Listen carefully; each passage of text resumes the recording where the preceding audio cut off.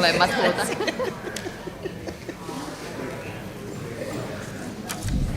Meillähän on jossain vaiheessa sitten esille tämä kaupungintalon remontti, mutta pikkusen halvempi kuin 15 miljoonaa on valtuuston puheenjohtajan tuolin korjaaminen.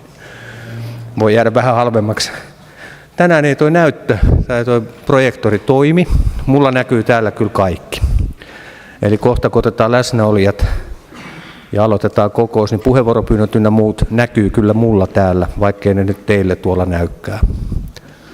Mutta ennen kuin aloitan kokouksen, niin mulla on ilo pyytää tänne eteen syntymäpäiväsankari, joka syntymäpäiviä vietti tuossa alkukuusta pyöreitä vuosia, koska nyt on kyse miespuoleisesta, niin voin sanoa, että hän täytti juuri 60 vuotta. Tervetuloa Jouko Rauhala.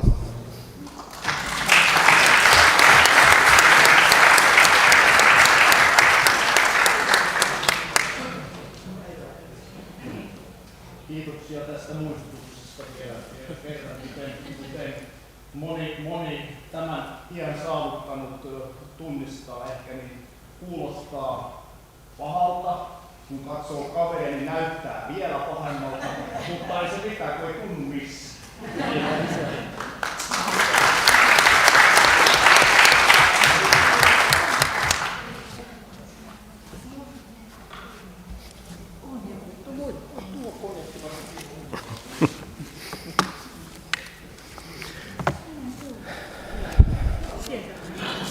Mennään päivän kokoukseen. Ensin todetaan kokouksen laillisuus ja päätösvaltaisuus.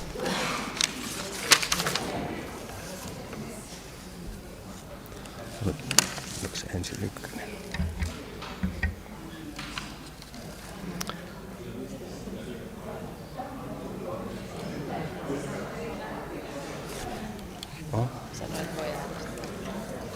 Joo, saa painaa nappia. Täällä on nyt Sami Ristiniemen, näkyy tää punainen. Painoatko väärässä järjestyksessä? Nyt näkyy vihreä.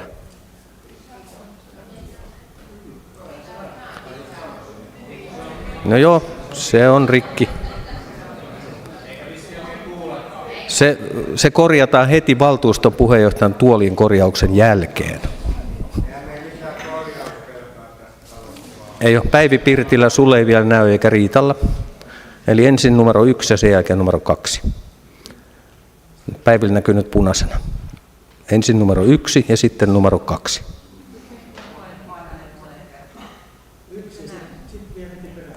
Ensin 1 ja sitten 2. Ei näy Riittakaan vielä.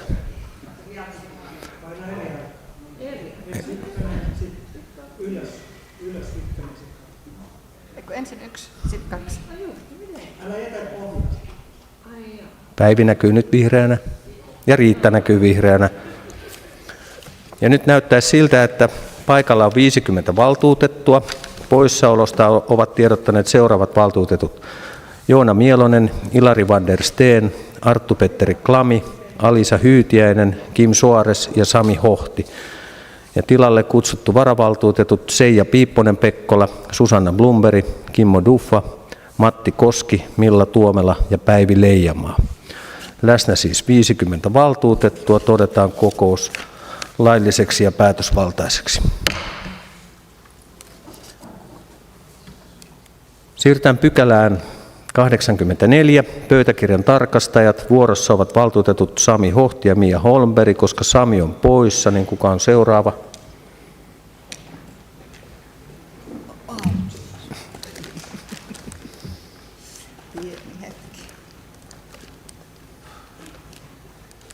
Mutta Mialle ilmeisesti sopii. Sopiiko? Hyvä.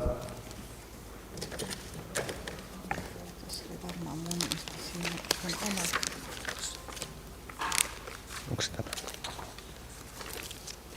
Hei, tuossa. Tuossahan se lukee. Otetaan Pia Hurtta. Käykö Pialle? Hyvä. Eli valitaan pöytäkirjan tarkastajiksi Pia Hurtta ja Mia Holmberg. Pykälä loppuun käsitelty. Seuraava pykälä, käsittelyjärjestys, pykälä 85. Ehdotus on, että hyväksytään listan mukaisen ja avaan tästä keskustelun ja aloitan keskustelun. Meillä on listalla pykälä 88 eli osakassopimus. Ja tähän hetkeen mennessä ei ole vielä tullut yksimielisyyttä kaikkien osakaskuntien kesken siitä osakassopimuksen sisällöstä, joten otan tämän listalta pois ja palataan sitten siihen, kun tämä on synkattu kaikkien osakaskuntien kesken. Tästä puheenvuoroja ei päätän kokouksen, päätän pykälän käsittelyn tältä osin tähän. Siirrytään pykälään 86, asemakaavan muutos, Mussalon teollisuusalue, kaava numero 253. Ja päätösehdotus kuuluu, että kaupunginvaltuusto päättää hyväksyä asemakaavan muutoksen koskien Kotkan kaupungin 20. kaupunginosaa Mussalo, osa korttelia 8, osa tonttia 11 sekä muuta teollisuusaluetta. Mussalon teollisuusalue, kaava numero 0523, kaupunkisuunnittelun ehdottamalla tavalla. Avaan keskustelun. Ensimmäinen puheenvuoropyyntö, valtuutettu Lopperi. Jukka, ole hyvä. Arvoisa puheenjohtaja. Ihan vaan tämmöinen, voisiko sanoa, kannustuspuheenvuoro. Eli jos kaavamuutoksella saadaan uusia teollisia työpaikkoja Kotkaan, niin se on pelkästään positiivista. Vielä positiivisemmaksi se muuttuu, jos sitä kautta saadaan Kotkaan vientiyrityksiä. Ja aina vain positiivemmaksi, jos kyseessä on vihreän siirtymän vientiyritys. Kiitos. Ei muita pyydettyjä puheenvuoroja, joten valtuusto päättää hyväksyä asemakaavan muutoksen kaupunkisuunnittelun ehdottamalla tavalla.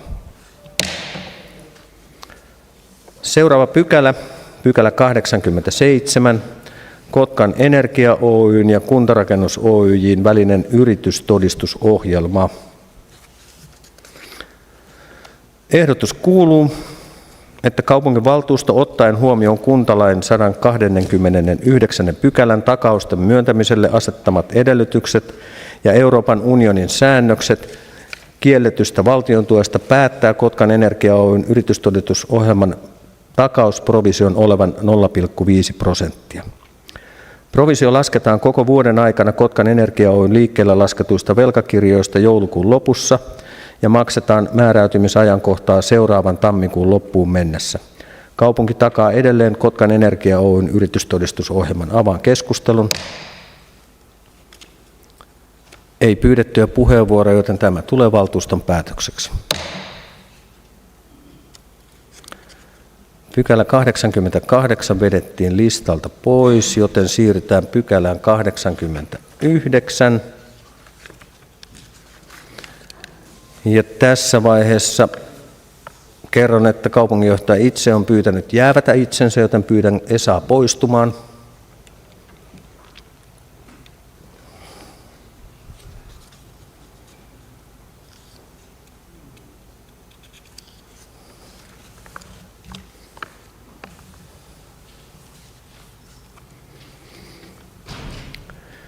Ja kaupunginjohtajan valintaprosessihan on käynnistynyt jo jokin aika sitten keskusteluissa ja olemme nyt tässä tilanteessa, että meidän pitää sitten päättää tämä jatkotoimenpide ja se mitä tänään päätämme tulee sitten seuraavan kaupunginhallituksen kokouksen päätettäväksi.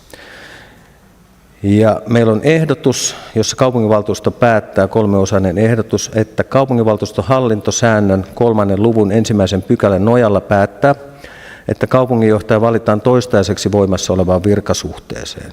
2. Että kaupunginjohtajan kelpoisuusvaatimuksena on ylempi korkeakoulututkinto ja hyvä käytännön perehtyneisyys kunnallishallintoon. Ja 3. Että kaupunginhallituksen tehtäväksi annetaan välittömästi käynnistää kaupunginjohtajan valintaa koskeva hakuprosessi. Avaan keskustelun. Ei pyydettyjä puheenvuoroja, joten laitetaan tämä kaupunginjohtajan hakuprosessi käyntiin. Ja Esan voi pyytää sisälle.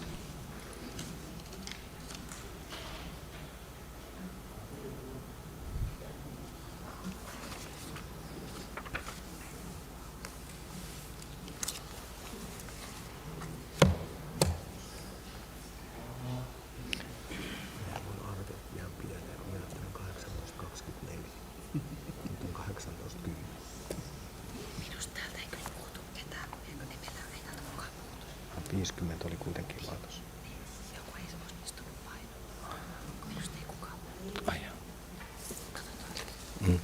Tarkistetaan. Siirrytään pykälään 90. Eron myöntäminen tarkastuslautakunnan jäsenen tehtävästä ja uuden jäsenen valitseminen. Ehdotus kuuluu, että kaupunginvaltuusto päättää ensinnäkin myöntää Heikki Härölle eron tarkastuslautakunnan jäsenyydestä ja nimeää tarkastuslautakunnalle uuden jäsenen jäljellä olevaksi toimikaudeksi. Veikkaan tai en veikkaa, vaan kysyn, onko kaupunginvaltuusto yksimielinen siitä, että myönnämme Heikki Härölle eron tarkastuslautakunnan jäsenyydestä. Avaan keskustelun. Nyökyttelyä.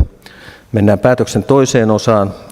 Kaupunginvaltuusto päättää nimetä tarkastuslautakunnalle uuden jäsenen jäljelle olevaksi toimikaudeksi ja avaan tästä keskustelun. Ja yksi puheenvuoropyyntö valtuutettu Brufors. Riina, ole hyvä.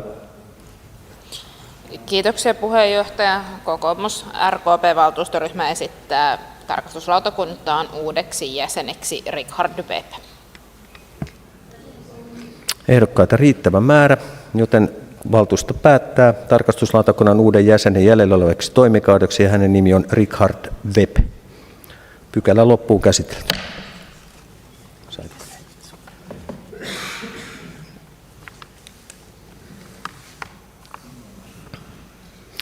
Siirrytään pykälään 91. Vastaus valtuustoaloitteeseen esteettömästä luontopolusta. Ehdotus kuuluu, kaupunginvaltuusto merkitsee tiedoksi kaupunkirakennelautakunnan käsittelyn mukaisen vastauksen valtuustoaloitteeseen esteettömästä luontopolusta. Avaan keskustelun. Puheenvuoropyyntö valtuutettu Montonen. Tiina, ole hyvä.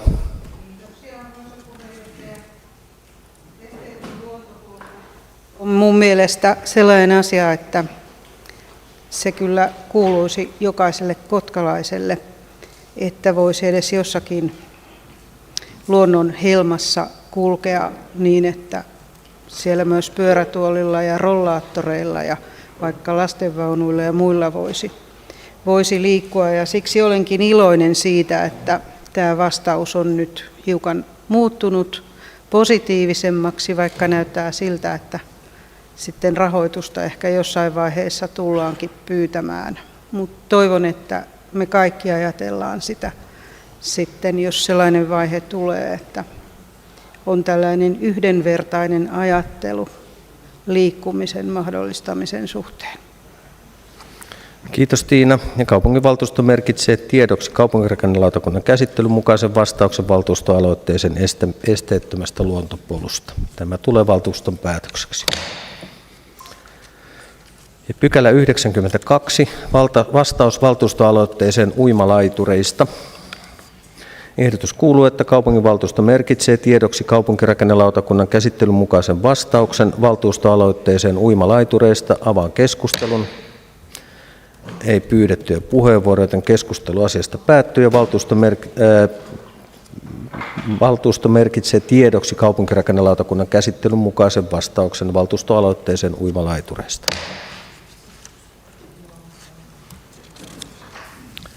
Pykälä 93. Vastaus valtuustoaloitteeseen minkkien loukuttamisesta Kotkansaaren rannoilta. Ehdotus kuuluu, että kaupunginvaltuusto merkitsee tiedoksi kaupunkirakennelautakunnan käsittelyn mukaisen vastauksen valtuustoaloitteeseen minkkien loukuttamisesta Kotkansaaren rannoilla. Avaan keskustelun.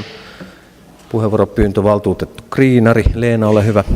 Kiitos puheenjohtaja. Hyvät läsnäolijat. Meillä oli kyllä ihan selkeästi tiedossa, että tämä ei kuulu kaupungin toimialoihin, mutta siinä lopussa siinä aloitteessa esitettiin, että sitä tarjottaisiin vapaaehtoisille tehtäväksi, eli esimerkiksi riistanhoitoyhdistyksille tai metsästysseuroille, koska kyllä kaikki luontoihmiset ymmärtää, kuinka rankasta jutusta on kysymys. Kiitos.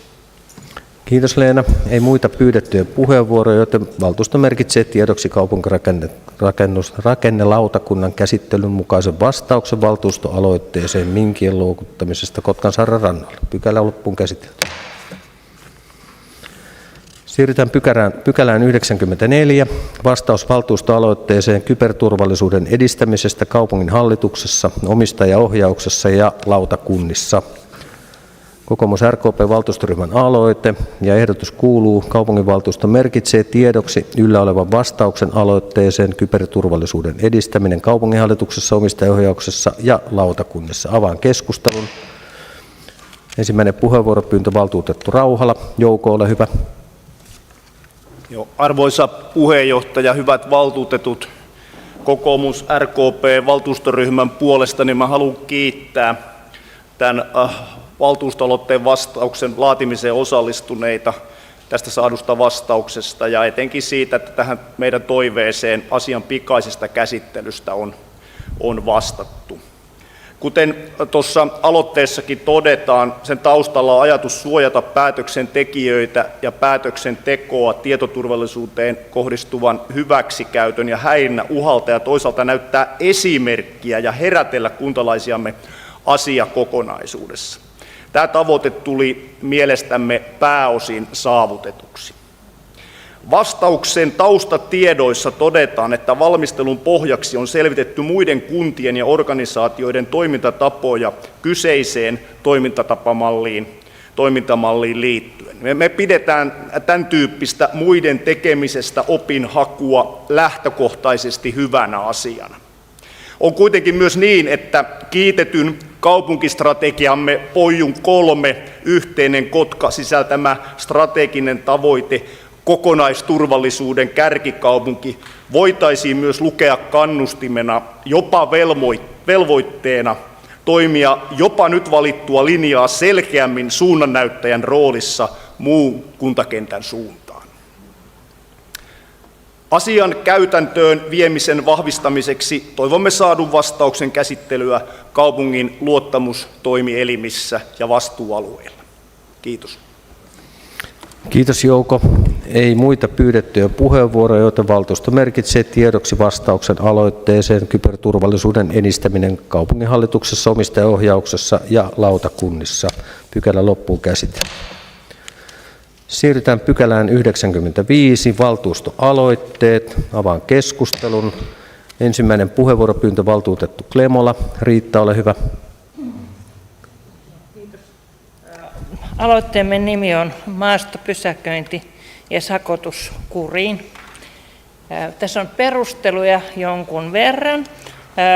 Luen nämä, mitä me esitämme niin kuin käytännössä, että 1. Kaupunkisuunnittelun vastuualue kartoittaa yhdessä pysäköintivalvonnan kanssa, mitkä alueet ovat Kotkassa niitä, joissa maastopysäköintiä ilmenee.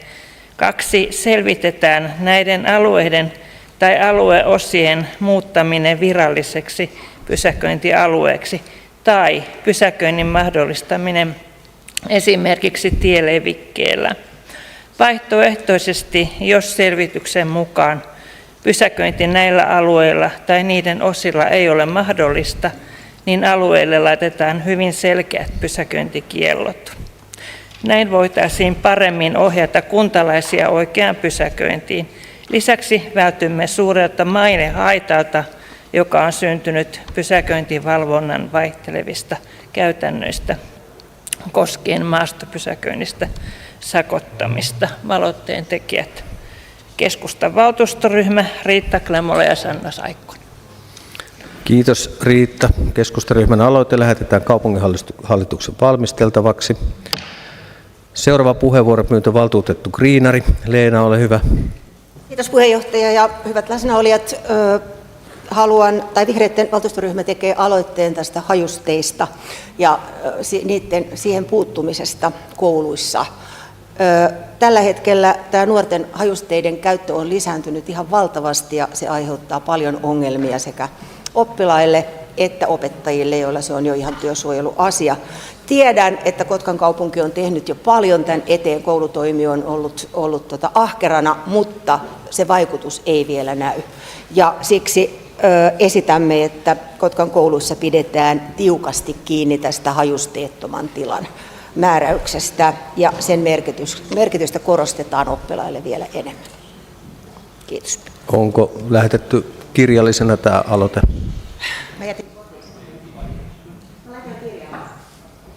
Kirjaama on oikein hyvä. Kiitos Leena. Aloitteena lähetetään kaupunginhallituksen jatkokäsittelyyn. Ei muita pyydettyjä puheenvuoroja, joten päätän pykälän tähän ja kiitän valtuustoa tästä pikaisesta tapaamisesta.